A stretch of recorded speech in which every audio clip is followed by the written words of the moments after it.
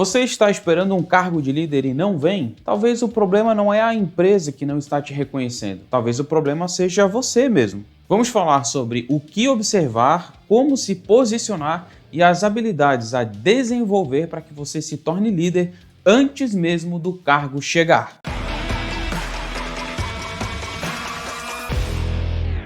Primeiro, pessoal, é fundamental a gente falar sobre a diferença entre o líder formal e o líder informal. O líder formal é aquele que recebe um cargo, uma posição dentro da empresa para chefiar, para liderar, para gerenciar, para ser supervisor, é o famoso chefe. Já a liderança informal é aquela ao qual o líder não tem um cargo, não tem uma posição, ele não é um supervisor, um gestor dentro da empresa, mas mesmo assim ele exerce a sua influência, a sua liderança. As demais pessoas ao seu redor enxergam nele a posição de um líder, de uma pessoa de confiança para desenvolver, para liderar atividades, para propor situações, para resolver problemas. Então, saque essa ideia.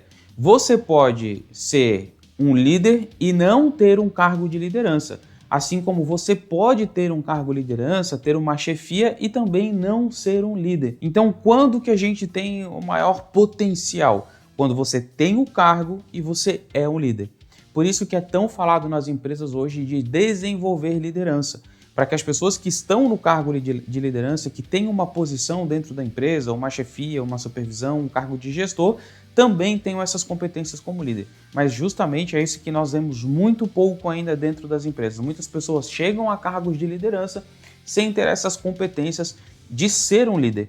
Mas como que a gente faz para adquirir tudo isso? Começando pela atitude. O ponto é que você precisa de atitude. Liderança não tem a ver com o cargo, mas sim com o seu posicionamento e como as outras pessoas enxergam você. Então, o que você precisa fazer para se tornar um líder informal agora e aí sim pavimentar aí o seu caminho até você se tornar um líder formal e receber a sua promoção? Nós vamos ver então 3 pontos. Primeiro, como se tornar um líder. Segundo, quais são as habilidades que você precisa ter. E terceiro, como você pode ser notado pela empresa. Uma vez abriu uma vaga para ser supervisor de manutenção mecânica na empresa que eu trabalhava. Cara, o Thiago, ele era sem dúvida o melhor técnico que a gente tinha. Ele era proativo, ele tinha conhecimento técnico profundo, ele dominava a máquina como se fosse dele. Ele sempre tinha uma visão muito analítica, ele propunha mudanças, trazia solução, então ele era um cara excepcional. E por ter essa capacitação técnica, por ser essa pessoa reconhecida tecnicamente, quando abriu essa vaga para ser supervisor de manutenção mecânica, todos os outros lá viram que praticamente a vaga era dele, menos o gestor. A vaga acabou indo para um colaborador que tinha menos tempo de casa e menos capacitação técnica. É o que pegou o Thiago, coitado, de surpresa, mas o que a gente viu no burburinho lá dos técnicos, do pessoal da operação, é que o Thiago é muito bom com a chave de fenda, mas é muito ruim com pessoas. Então olha que interessante, por mais que ele tivesse uma capacitação técnica excelente, algo que segurou a evolução desse cara foi a relação com pessoas. Conversando com o Thiago, ficou claro na minha conversa com ele que ele estava esperando realmente ser promovido e ter esse cargo de liderança, de gestão, se tornar supervisor, para aí sim ele começar a lidar com as pessoas da forma correta. Aí ele falou, poxa, mas aí eu vou ter uma posição que eu vou poder liderar. Hoje eu sou só líder, então minha função é fazer isso e tal. Então ele esperou ter a promoção para poder começar a ser um líder. E é aí que muitos profissionais de manutenção e operação perdem uma grande oportunidade. A liderança, ela não começa com um crachá novo. A liderança, ela começa com a nossa mudança de atitude perante o cenário atual que nós estamos vivendo dentro da empresa para pavimentar uma promoção no futuro. E nesse caso aqui, o Betão foi promovido no lugar do Thiago. O Betão, mão de lata, que a gente chamava. Por que ele foi promovido? Eu vou listar aqui algumas coisas que fizeram com que ele fosse promovido e não o Thiago. E veja se você está fazendo toda essa lista agora. Primeiro, ele orientava e ensinava os colegas mais novos, mesmo sem ninguém pedir. Ele tinha essa proatividade de ajudar quem estava chegando, fazer as pessoas se sentirem parte do negócio. Segundo, que ele ajudava muito o PCM a melhorar os planos de manutenção E ao contrário dos outros técnicos, ele não ficava só reclamando que o planejamento era ruim, que o plano não funcionava, que as paradas preventivas não estavam funcionando bem, mas ele agia para tentar melhorar. E isso era algo que fazia muita diferença para o PCM. Terceiro é que ele resolvia problemas e ele compartilhava isso com os seus colegas, criava procedimentos, principalmente para evitar com que esses problemas não ocorressem novamente. E o quarto ponto, e muito importante, é que ele se dava bem com todo mundo, respeitava muito bem as pessoas e tinha ali um jeito de tratar e de conversar com as pessoas no dia a dia da operação, na oficina. Porém, ele sabia que quando ele estava diante de um técnico, de um líder ou de um supervisor na operação, ou em reuniões com supervisão, quando ele tinha que ir lá representar a manutenção, ou ele tinha que dar um parecer técnico, a postura dele mudava completamente. Ele conseguia entender que ele estava falando com outras pessoas de um nível hierárquico diferente, ele tinha que se posicionar de uma forma diferente, com muito mais respeito, com muito mais postura, e isso, claro, fazia com que todo mundo tivesse um certo apreço por ele, porque sabia que na hora de representar, na hora de fazer, ele teria a postura adequada, ele teria o comportamento correto. E isso também mostra muito de como as outras pessoas nos veem. Então, nesse caso, o Betão ele era muito visto, bem visto pelos outros, justamente porque sabiam que ele tinha uma postura profissional muito boa. Mesmo que no chão de fábrica, lá na oficina, ele continuasse sendo um cara super brincalhão, despojado, conversando com o pessoal, levando todo mundo com muita amizade, mas ele sabia diferenciar os momentos. Então, se você quer se tornar um líder e ter essa promoção, você precisa começar a agir, pensar e falar como líder antes dessa promoção vir. Você já precisa ser um líder informal, você já precisa ser reconhecido pelos seus pares e pelas pessoas que trabalham com você, para que quando essa promoção venha, não exista conflitos, mas sim que as pessoas continuem te admirando ainda mais e agora ainda tendo mais confiança nessa sua nova posição, nesse seu novo cargo. E claro que liderança é algo que envolve conhecimento, desenvolvimento, precisa de muito de autoconhecimento, saber que tipo de líder nós somos. Eu tenho certeza que a sua liderança informal ou esse próximo passo que você precisa para se tornar um líder formal dentro da sua empresa está mais próximo do que você imagina. Na verdade, esse próximo passo está exatamente aqui no link na descrição, ou no primeiro comentário fixado, ou então nesse QR Code que vai aparecer em algum lugar.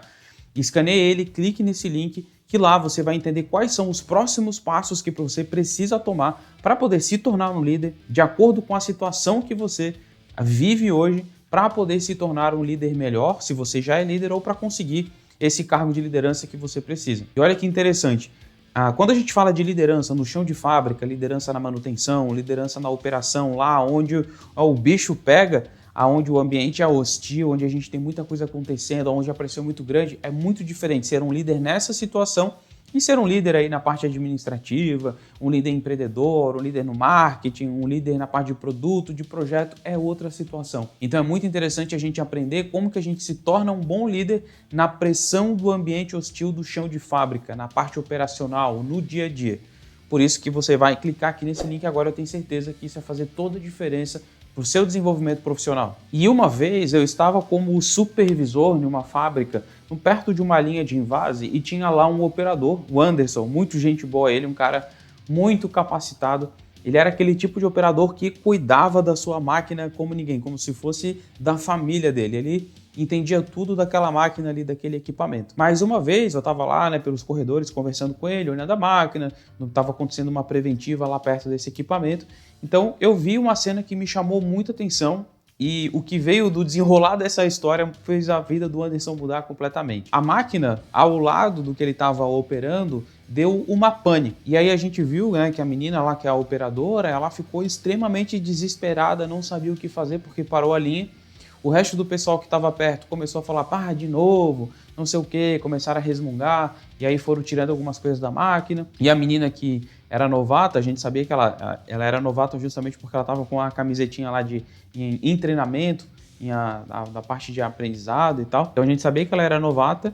O Anderson viu essa situação acontecendo, enquanto os demais colegas começaram a murmurar e falar mal e não sei o que, o Anderson ele teve a empatia de largar a sua máquina e o seu equipamento, foi até lá e começou a acalmar ela, falando, não, tudo bem, isso acontece, eu acho que você deve ter batido no botão de emergência, olha, quando acontecer isso, deixa eu te mostrar o que a gente faz, assim, assim, assim, porque a gente já sabia que tinha sido acionado os superiores, os gestores, que viria o líder ali e provavelmente ele ia arregaçar o negócio, porque como é que você fez isso e tal, ia brigar com a menina, o clima talvez ia ficar mais pesado, a gente conhecia mais ou menos como que era o estilo de liderança ali daquele setor, e o Anderson se antecipou a isso, viu que a menina não estava bem, foi lá, acalmou a menina, manteve a calma, a tranquilidade, ensinou ela o que ela deveria fazer. Então, ao contrário dos outros que ficaram de burburinho, fofoquinha, que não quiseram ajudar, que deixaram a menina se virar e alguns até queriam que ela meio que se ferrasse mesmo, ele saiu de onde ele estava, mostrou empatia e proatividade e foi ajudar essa menina. E aí eu fiquei ali vendo aquela situação toda, vi o que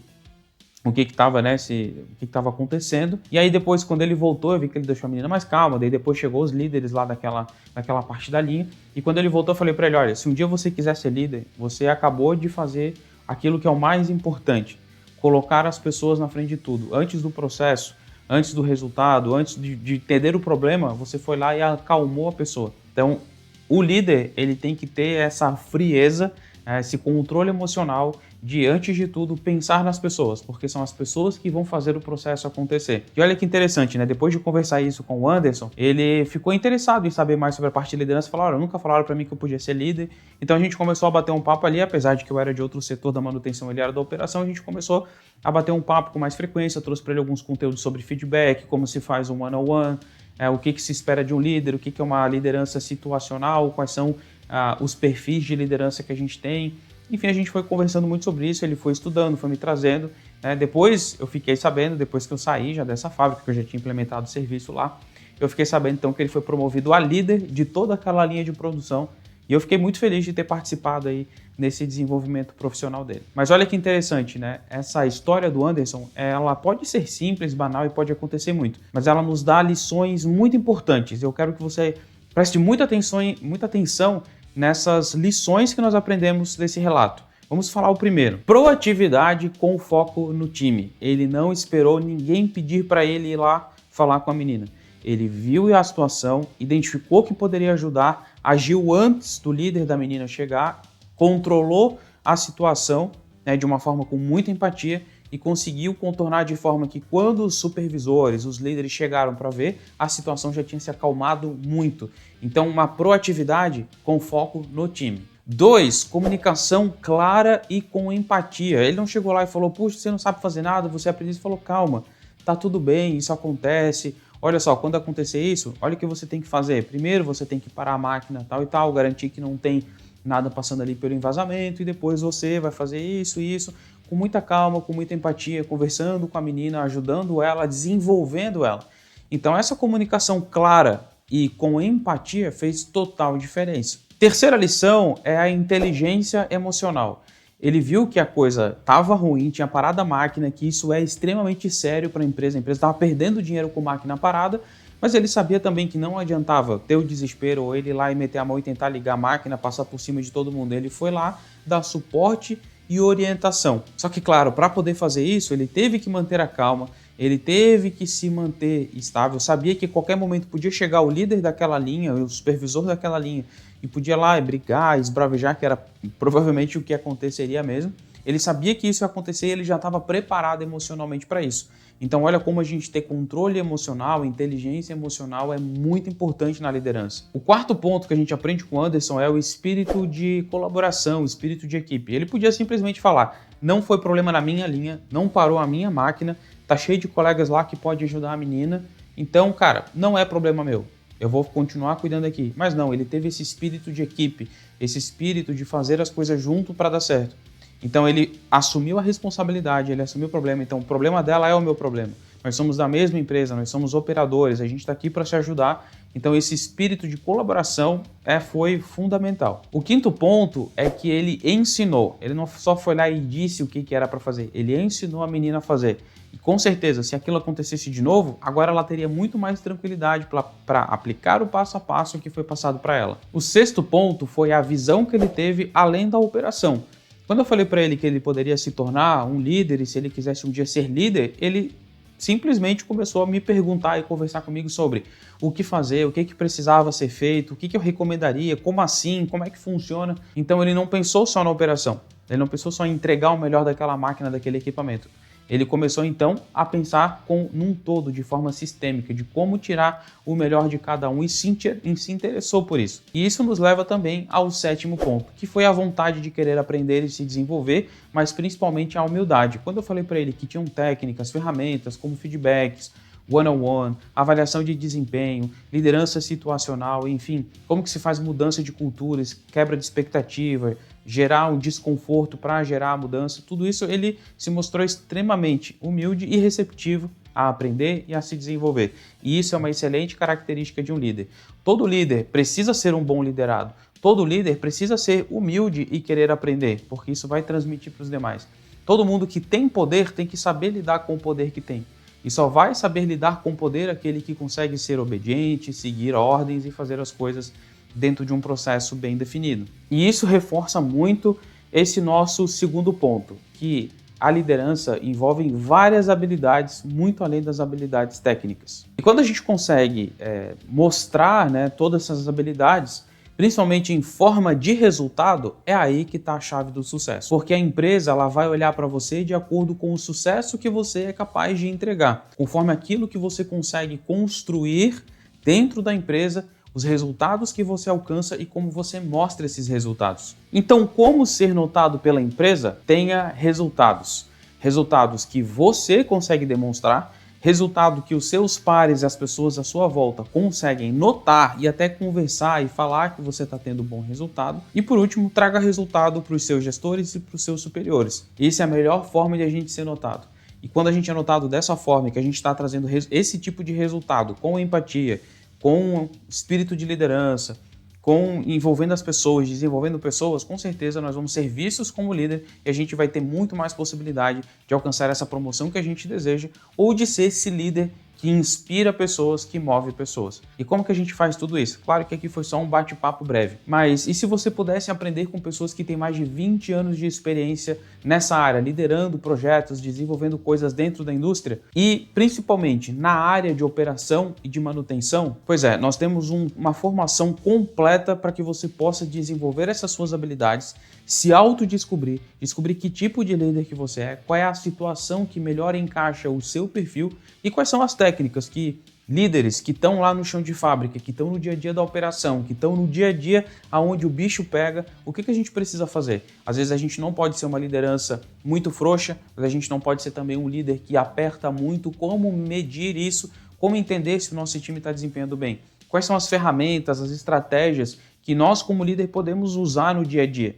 E também noções de como fazer gestão de pessoas. Afinal, gerir pessoas e liderança são coisas diferentes, mas que muitas vezes no chão de fábrica a gente não consegue ver essa diferença. Por isso que eu convido você a conhecer um pouco mais do nosso curso de liderança operacional, um curso para formar líderes no chão de fábrica, para que eu e você, a gente consiga entender e se comunicar, já que no chão de fábrica é muito diferente do resto da empresa. A gente vive numa outra realidade ali onde a operação acontece. Então eu convido você a clicar aqui, saber mais sobre nossa formação de liderança operacional. E se você quiser ver mais vídeos como esse, eu convido você a se inscrever aqui no canal, deixar o seu comentário, falar pra gente se hoje você é um líder, se você está buscando um cargo de liderança e se você também já conhece as técnicas e ferramentas para se tornar um bom líder. Deixa aqui no comentário e a gente, claro, se vê no próximo vídeo. Não esquece de enviar esse vídeo também para os seus colegas que estão precisando aí e merecendo